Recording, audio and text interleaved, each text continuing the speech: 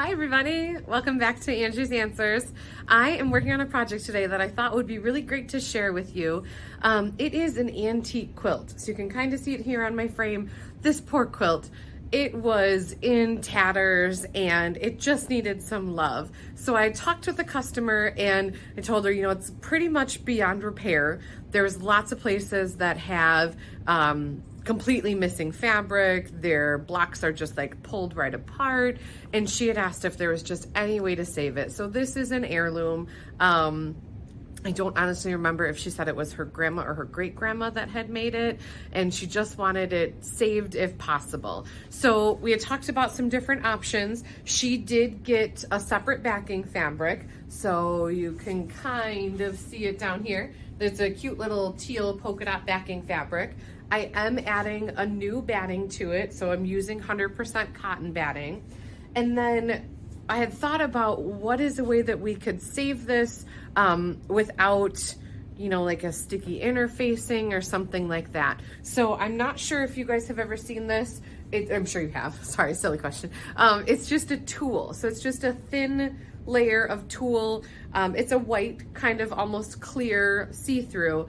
And what I did is I took the whole quilt top and rolled it all up on here. So this is actually the original backing from the quilt.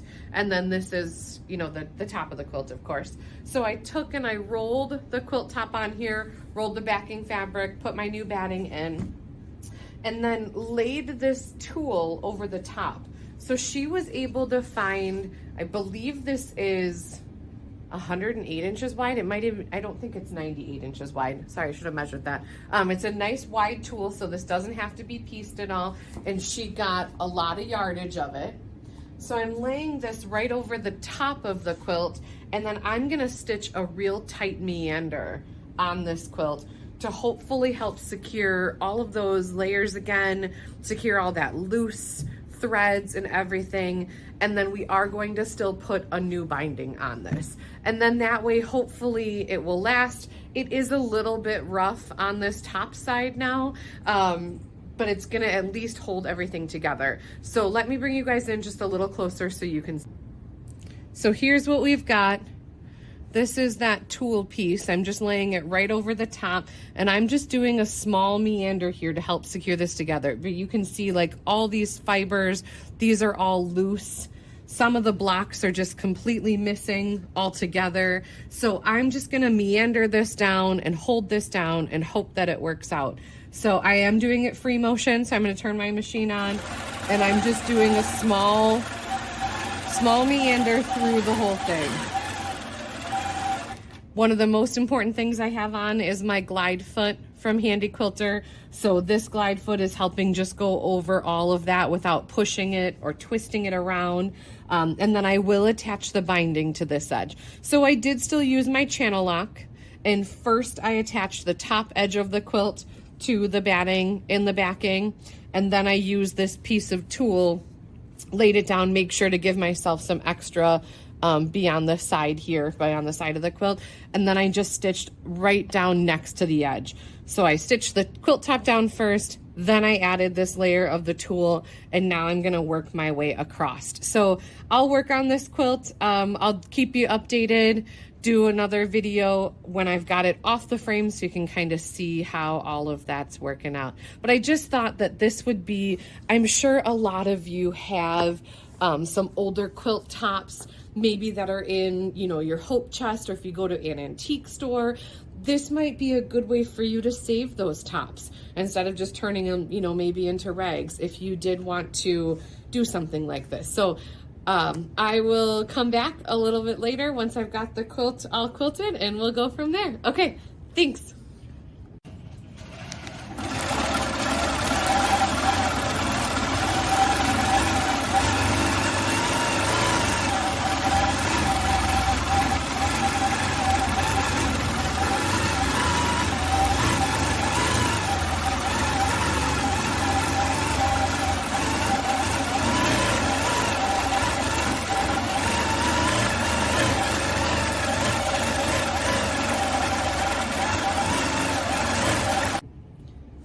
Done quilting the first row. I'm ready to move it forward, so I wanted to show you the process I'm going to do for that. I'm going to take off my side clamps over here, and then I'm going to move the machine all the way off of the quilt. Then I'm going to take off these clamps too, and then I have to lift up my locks here, and we're going to roll it forward. I think it might be a little easier. Let me put this tool up on top here, then it won't pull on that tool at all. So I'm going to help it and just unroll this a little bit. Just watching that tool, making sure I'm not getting stuck on any of that. Getting there.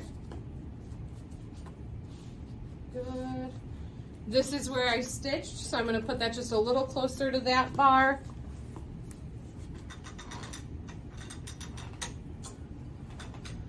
That's probably good. That's about as far as I want to reach. So I'm going to lock these back down. I'm also going to check my batting. Make sure that that batting is staying nice and smooth. Her seam for her backing fabric is right here, so I need to smooth that down.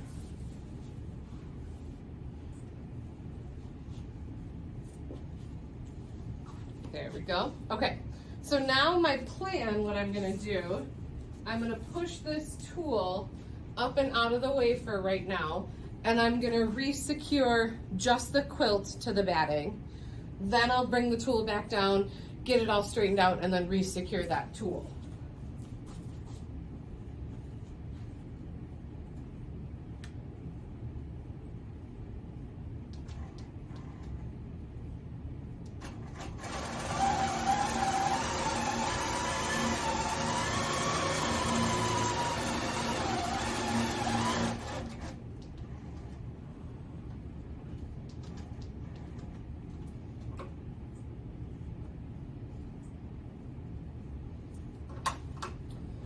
Okay, bring my machine over.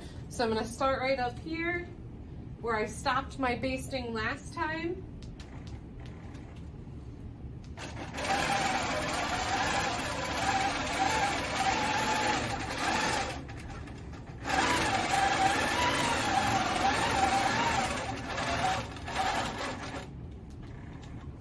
Bring up my bobbin thread. And then make sure you cut all those tails off. Okay, now let's pull this tool back towards us. I'm just looking to make sure that I'm not twisting it at all. So I'm trying to make sure that it's nice and flat and just kind of tucking it right under here a little bit to hold that nice and flat for me.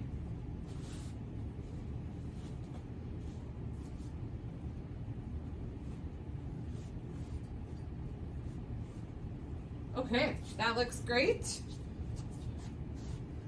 Yep, plenty over here still, so I still have some extra beyond the quilt here. So then I'm going to bring my machine on, and I'm going to start restitching that tool.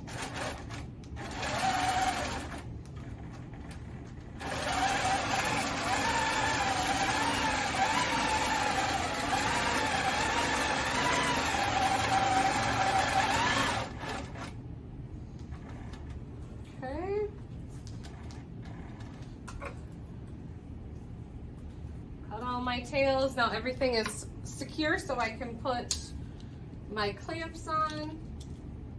And then we like these curtain rods. It's just a cheap end curtain rod that we got from Walmart. Sometimes your clamps put too much pressure down, so once that's on, we just slide the curtain rod in, and that helps lift those clamps up and out of the way. It's more important if you have a backing fabric that's real close. So if your quilt top's real close to your backing fabric, using this curtain rod will lift those up, so then your machine's not going to get stuck. I'm going to go down there and secure that edge, and then I'm going to work this row across, and I'll come back in a minute.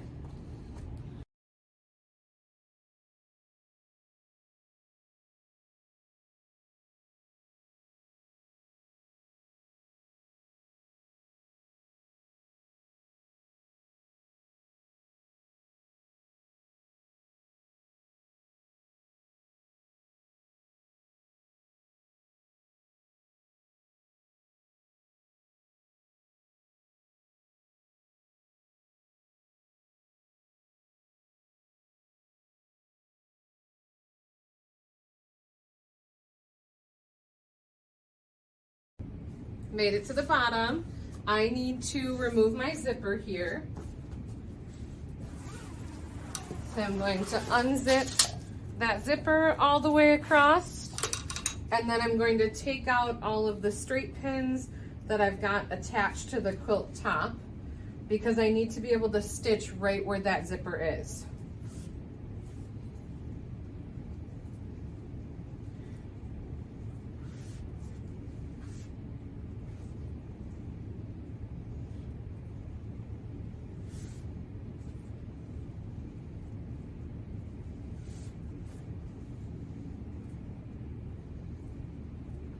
Okay, and just set my pins aside, take my zipper piece off. Then I'm going to work on squaring up the quilt top before I attach that tool to it.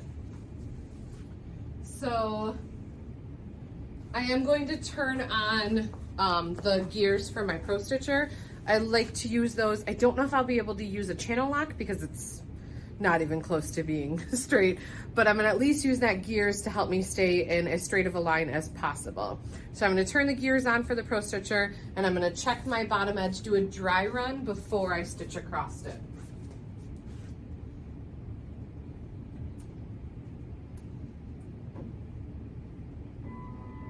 Okay, so I'm gonna start here in this bottom corner. I am gonna turn on my channel lock just to see where this edge is, and then I'm just doing a dry run across to see, do I have enough room to pull this edge down or not?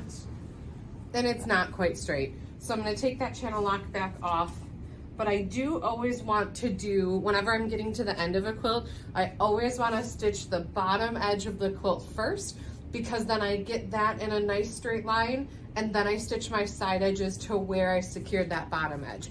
I've learned that if I stitch down a side first, I may bring this corner lower than the other corner. So if you do that horizontal edge first, you're gonna get a nice square edge on the bottom, and then you stitch your sides to where that horizontal edge is. So I do start over here in the corner, if I can get my top thread up.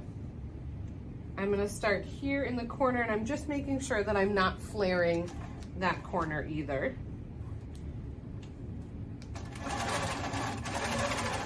And then I'm just gonna work my way across this bottom edge.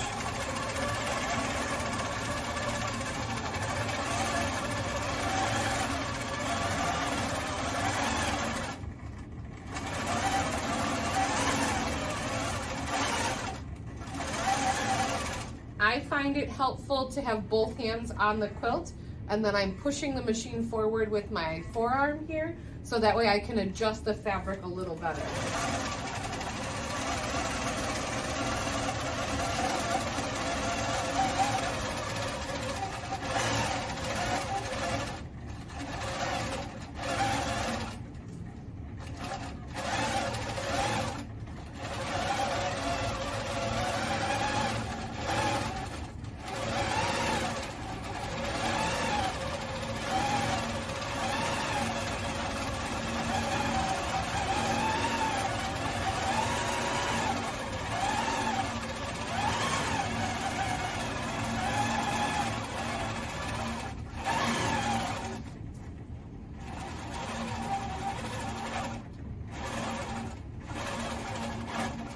Okay, then I'm gonna stop here and I'm gonna bring up my bobbin thread.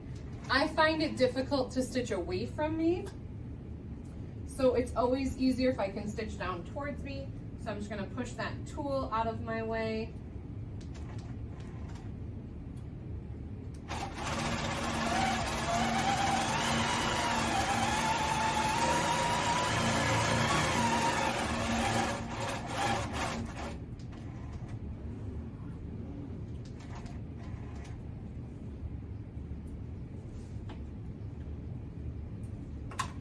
And let's come back over to this edge. Same thing, I'm just gonna push that tool out of my way.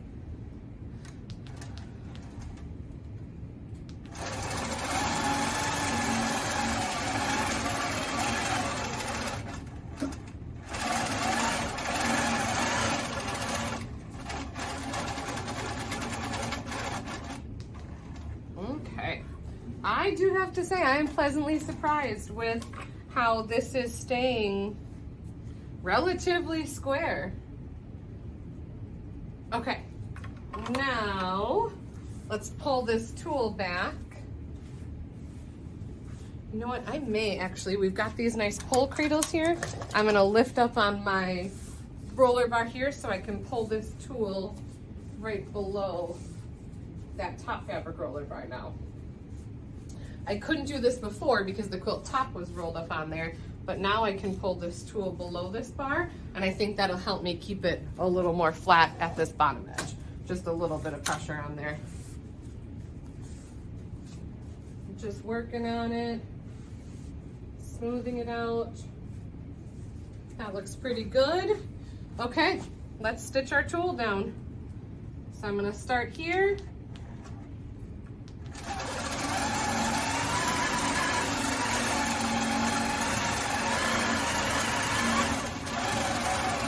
And then I'm gonna go all the way across.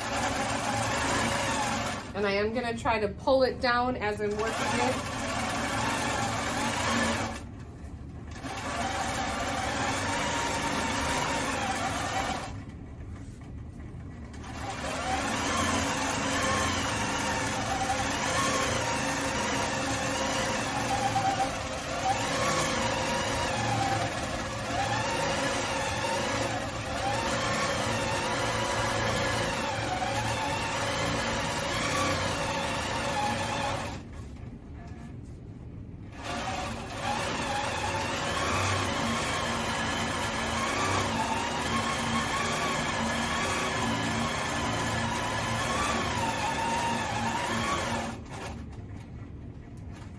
I'm gonna stop there and then come down towards me again.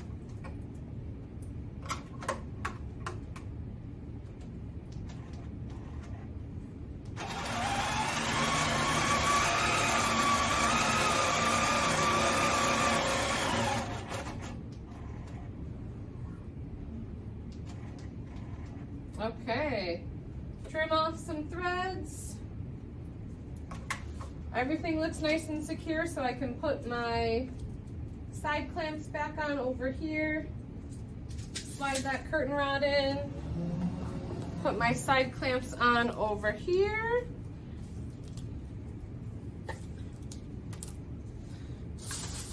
Then I'm going to stitch the last row, and then like I said, she did make her binding, so I will put the binding on here as well. If you're not sure how to do this, I do have a video on here for attaching binding on the long arm. It is wonderful. It is my favorite way to attach binding. So you can also check that out on our YouTube channel here is Angie's Answers. So I will work on this and then I'll come back once everything's done, show you the finished product. It's all done. I honestly cannot believe how good this turned out. I think I will do this with any antique quilts that aren't, you know, really salvageable. You aren't able to add pieces back in there to help save the top. So I am thrilled with how this turned out.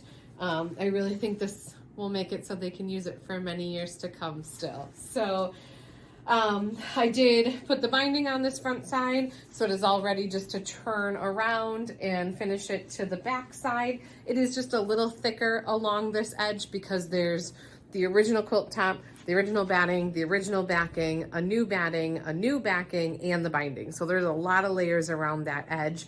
So I did trim it right up to that edge to make it easier. So again, I am just thrilled that this worked out. I honestly wasn't quite sure if it would or not. So if you do have any old antique tops that there's just not a way for you to piece in some extra fabric, you could definitely do this method with putting the tool on the top. It is just a little bit rougher on this top side because of the feeling of that tool, but it has definitely held all the layers together. I am, of course, going to highly recommend that she still hand wash this. I don't know if I would trust it in one of the washing machines today, but definitely still hand wash and probably hang dry. What else? Couldn't have done it without that glide foot, the Handy Quilter glide foot. That really made it easy to go through all that thickness and all those layers. So I hope you enjoyed this video. Please like, subscribe and follow to our YouTube channel. That definitely helps it grow, definitely helps it share out to some of our other customers. And if you enjoyed this, please share it with some of your other quilting friends. If you have any questions, you can reach out to us. Our email address is info, I-N-F-O, at quiltingconnection.com, or our phone number is 262-723-6775. And again, thank you so much for watching Angie's Answers, and have a great day.